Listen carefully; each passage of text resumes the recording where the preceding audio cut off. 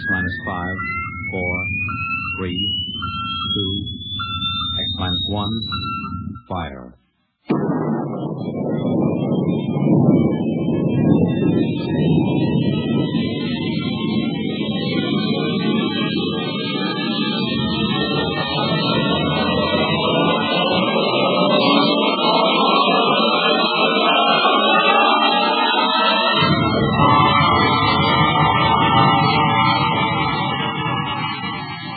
From the far horizons of the unknown come transcribed tales of new dimensions in time and space. These are stories of the future, adventures in which you'll live in a million could-be years on 1,000 maybe worlds. The National Broadcasting Company, in cooperation with Street and Smith, publishers of astounding science fiction, presents X minus 1.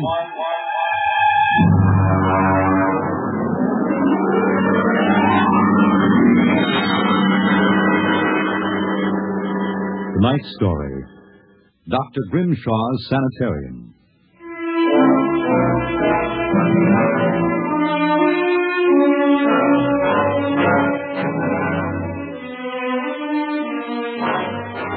What you will hear in the next half hour represents either a magnificent hoax or the true explanation of the famous Grimshaw'S Sanitorium scandal which made the headlines back in 1947.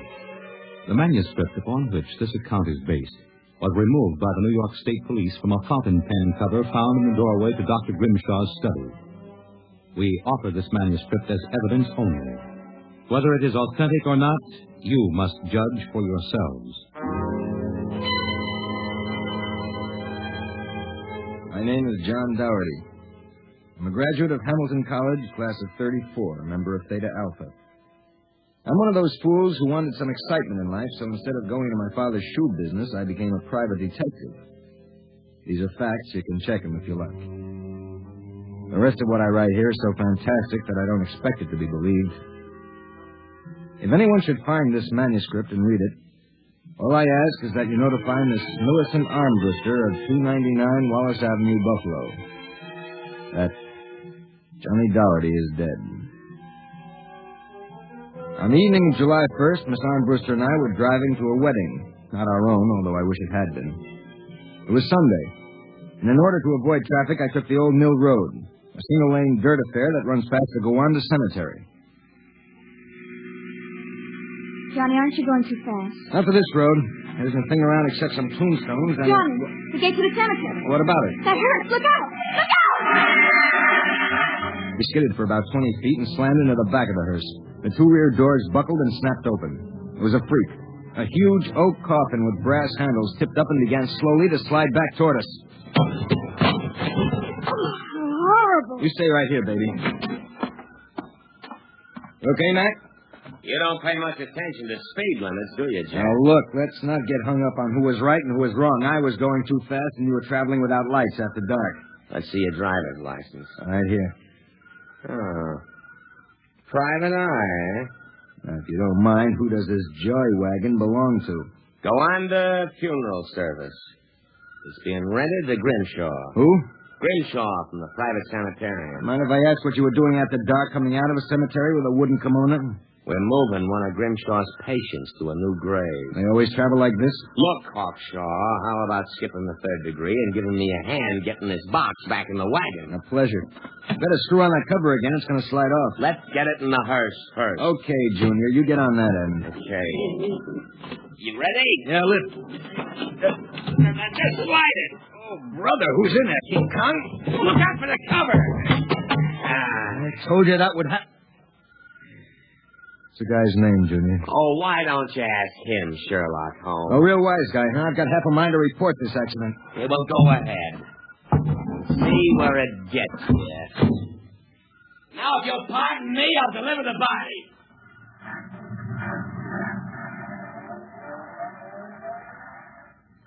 Everything all right, Johnny? I thought so until a few seconds ago. Listen, Millie, can you sit here in the car for another 5 minutes? Where are you going? For a stroll through the cemetery. Johnny, stop making jokes. When we lifted that coffin back on the meat wagon, I got a good look inside it. Ew. Yeah, exactly how I felt. I figured we'd knock the stuffing out of the corpse, only I didn't expect the stuffing to be sand. What? Yes. That wasn't a body. That was a dummy stuffed with sand. A dummy with a wax face. Johnny! Which brings up an interesting question. Who's supposed to be in that box, and, just where is the dead man spending his time?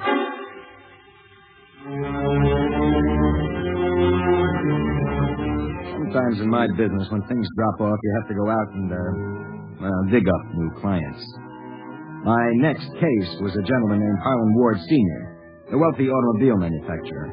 I'd gotten his name off his son's tombstone.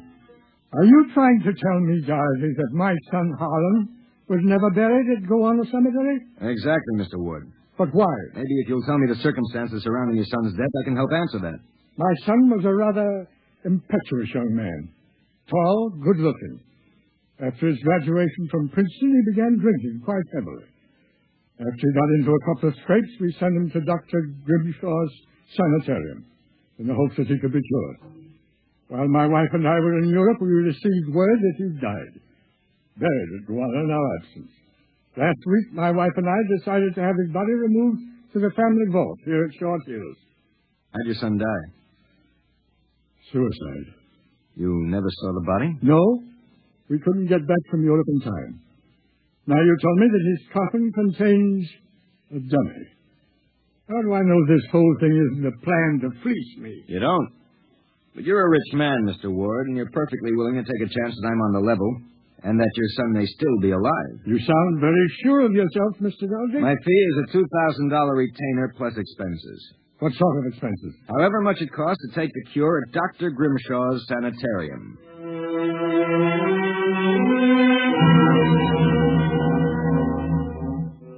Dr. Grimshaw'S Sanitorium was just outside Rwanda. Most of the cases were nervous breakdowns and alcoholics. I committed myself as a dipso, and just to make it convincing, I stopped at 5 or 6 bars on the way over. I was interviewed by Grimshaw himself, a small man with a fringe of white hair. You understand, Mr. Doherty. That's not my real name, of course, social reasons. We understand. Our paid clientele is very select, and our rates are very high. You will be paid in cash and in advance, Dr. Grimshaw. How long does a cure usually take? That, of course, depends on the degree of alcoholism. This is my assistant, Dr. Boyner. How do you do? How do you do? We are accepting Mr. Dorothy as a patient. That's a place in the ward with Mr. K and Mr.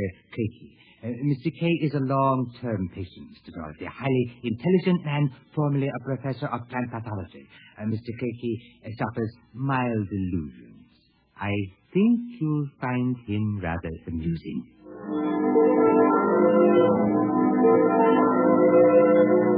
After about 3 days, my roommates Arthur Kay and Craigie got used to me.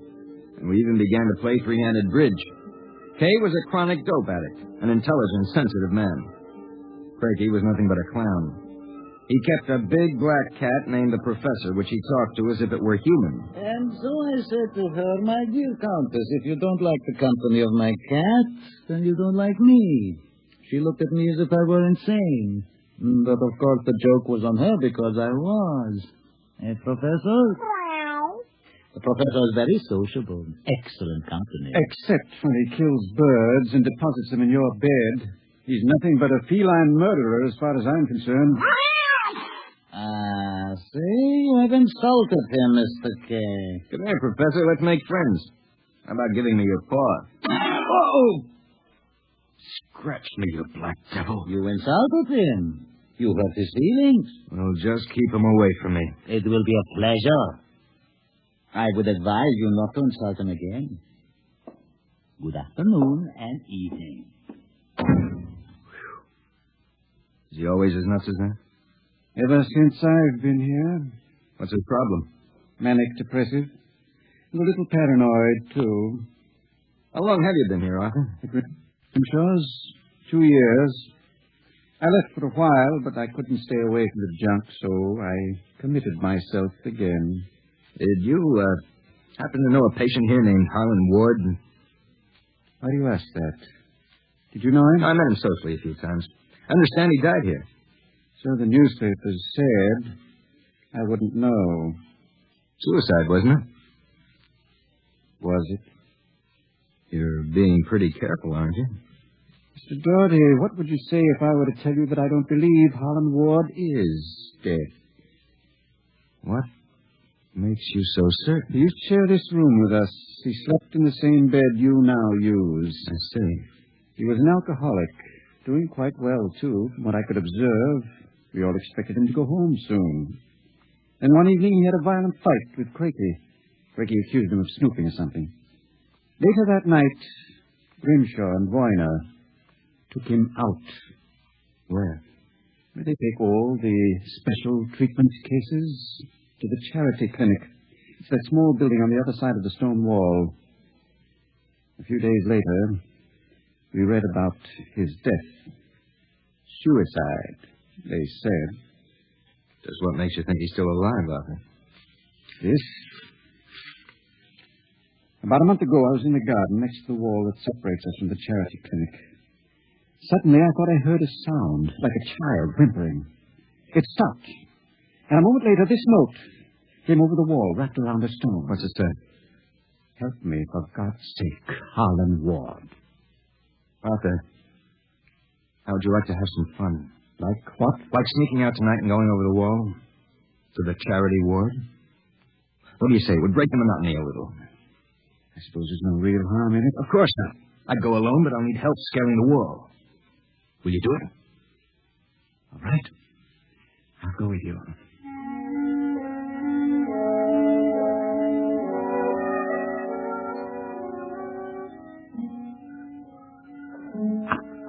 All clear. Give me your hand and I'll lift you.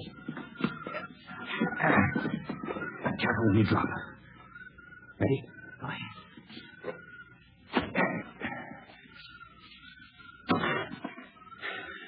There's a charity building over there, the one with the lights and the basement window. Come on.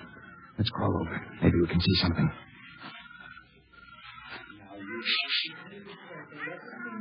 Listen. Can you make out what he's saying? No, I can barely hear. Good Lord. What was that? Probably some patient having the DT. Let's have a look. Easy it wouldn't be to get caught now. See anything? Some sort of laboratory. I can see Grimshaw and Voyne and something else. But there's a child with its back toward me. Take it quietly. It will be easy. Please, no. It will all be over soon. You won't remember anything. No, I don't want to go. Why not give it to him? No. Shut him up, Voyne.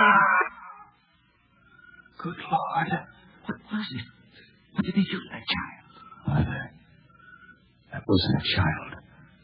It was a midget. The smallest midget I've ever seen. What were they doing? Trying to give it some sort of injection. When it resisted, Voyne knocked it out.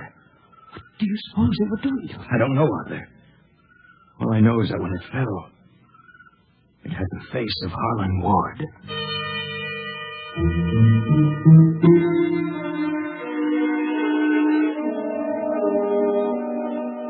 All the way back to our room, my brain was working like some frantic pinball machine. Only the score somehow wouldn't add up. The pieces were there, all right. A crazy old doctor, a brutal assistant, a private sanitarium, and the midget with a dead man's face. I thought that when I got back to our room, I'd have some time to think about it. I'd forgotten about our friend, the happiness boy, Count Craigie. Oh, I caught you. Fine, you've caught us. Now how about crawling back into the woodwork like a good little count? Where were you? Mink hunting. Arthur and I like to go mink hunting at night. You make fun of Count Craigie? I shall report you to Dr. Voyner. You better not if you know it's good for you. Oh, you threaten me. Me, Count Craigie. I shall scream for help. Help! Help! Did you hurt him? Just knocked him out. What do we do now? Put him to bed. Hope that when he wakes up in the morning, he's forgotten the whole thing. And if he hasn't? He's too crazy for them to take seriously anyway. Come on, let's get him back into bed.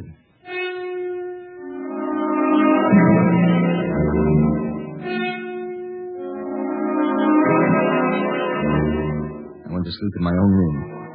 And the next thing I felt was the sharp jab of the hypodermic needle in my left arm. Hold it. It will be useless to struggle, Mr. Dorothy. In a moment, your motor nerve will be completely paralyzed. What's this about Grimshaw? I might ask the same of you. My good friend Count Craigie informs me you and Mr. Kay decided to do some snooping earlier tonight. He followed you and saw you climb the wall. Craigie's insane. Mr. Doherty, that is a matter of opinion. Craigie, what is this? Perhaps my assistant, Dr. Grimshaw, will be good enough to explain. Assistant? Yes. You see, I am the actual head of the Grimshaw'S Sanitorium. Count Craigie feigns many delusions, Mr. Dorothy. But in this case, he is telling the truth. Count Craigie is actually Professor Ernst Hassler. Professor Hassler and I worked together in the Berlin Neurological Institute before and during the last war. Unfortunately, my political affiliations with the Third Reich were under investigation by the War Crimes Commission. However, Dr. Grimshaw managed to smuggle me into this country, where I masqueraded as a mental patient, in order that we might continue certain experiments which were interrupted by the American Army. I can imagine the sort of experiments you conducted. You and your friend Mr. Kay will discover their exact nature very shortly, Mr. Dorothy. It is a magnificent opportunity to serve science.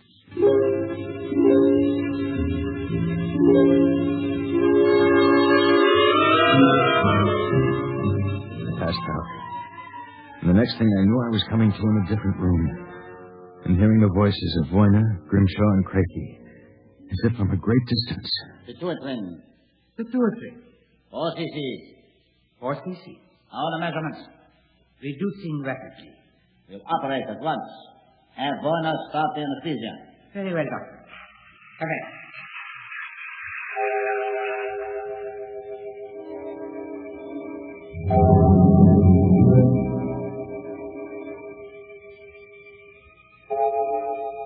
When I came to again, I had a blinding headache. I began to wonder if Craigie and Grimshaw weren't doing something to drive me insane, because I lost all sense of perspective. The room seemed to grow in size. I don't know how much time passed, but one day Craigie came into the room with a bundle in his arms about the size of a newborn baby. The bundle was my friend, Arthur Kay. And worse yet, I was exactly the same size that he was.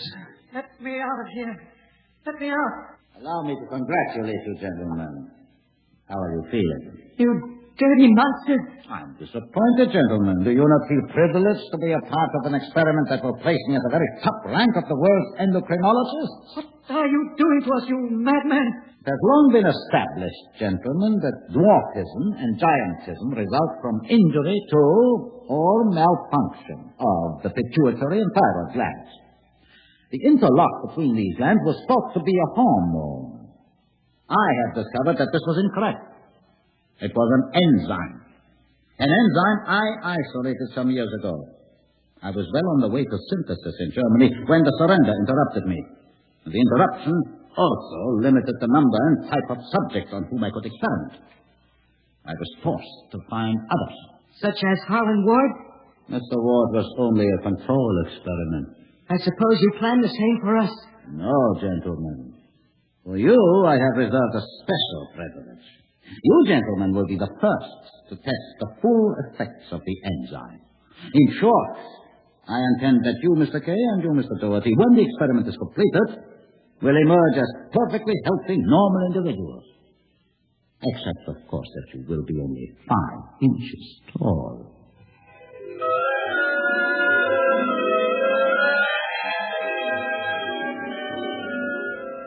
The days and nights that followed were a living nightmare. A nightmare from which Arthur and I awoke for brief periods to find ourselves in a strange new world. A huge, frightening world where everything seemed enlarged 100 times. When we finally emerged, we found ourselves imprisoned in a tiny mouse cage. Judging by the relative size of things, we could not have been more than 5 inches tall. Now we realized the experiment was at an end. That from now on, it was either escape or be destroyed. How's it coming, Arthur? Another moment. I think I'll have this lock. We're through. And if we escape, then what? We'll worry about that after we get out of this mouse cage. Suppose we don't take it. At least you've written the story on that scrap of paper. Someone may find it and read it. Nobody will believe it. Then why did you bother to write it? I don't know. I suppose I want the world to know what happened to me. Help me push the door open. Now what? The first job is getting down to the floor. I think we can make it by sliding down the telephone cord. Are you game? Go ahead. I'm right behind you. Easy now. Look out! I got it. Now, if we can figure out a way to get out of the room, that should be... Uh-oh. Listen. Somebody coming. It must be crazy. We got to hide here. Right to the fire. So close that he finds us. Well, my friends, Time for feeding. I trust that you... So, you have managed to break out. It won't do, you know. There is no way you could have gotten out of the room with the door and window locked. I know you are in here. I would advise you to save yourselves trouble and give up. Very well, my tiny friends. If you prefer to play the game of cat and mouse, then I shall be happy to furnish the cat. There is no way you can get out. What now? He's gone for the cat. If that monster ever gets in here with water, there must be... Wait a minute. What? You see that thin strand of wire running along the molding? What about it? It's the automatic fire alarm. When the alarm is tripped by a fire or short circuit, all the locks are spun, so that the patient can escape from the room. If I can short that wire before Quickie lets the cat into the building, let's go. There's a tiny sliver of steel from the cage on the floor. I'll work with that. You keep an ear to the door. Go ahead. This situation is tough as rawhide. Hurry up, Arthur, for God's sake. Nancy, stand away. I'm going to short it. Ready? Okay. Here goes the door. Let's make a run for it down the hall. If we can get to the garden, we've got a chance. That's not true. We thought maybe actually started the fire. Come on. Wait a minute. I have to go back. The manuscript. Be a fool. There's no time. Come on. You go ahead. I'll catch up. I'll wait. Only a second. I've done it. Come on. There's nothing to stop us now. Arthur? Where are you? Honey? Arthur? Arthur? Arthur, what's happened to you?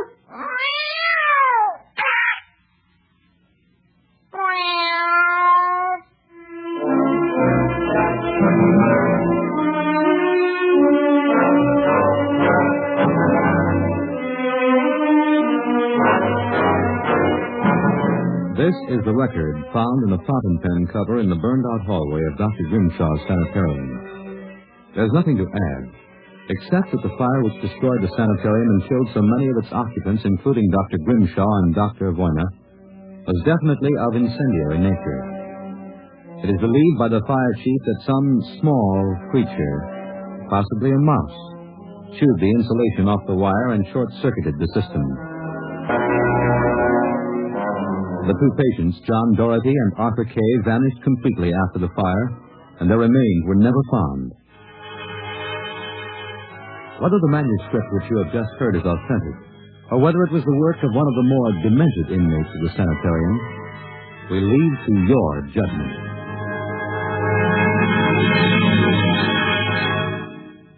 You have just heard X-1, presented by the National Broadcasting Company in cooperation with Street and Smith, publishers of astounding science fiction.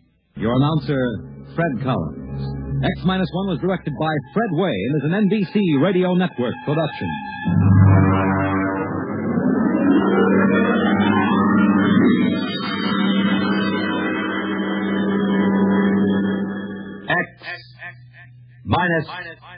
X-1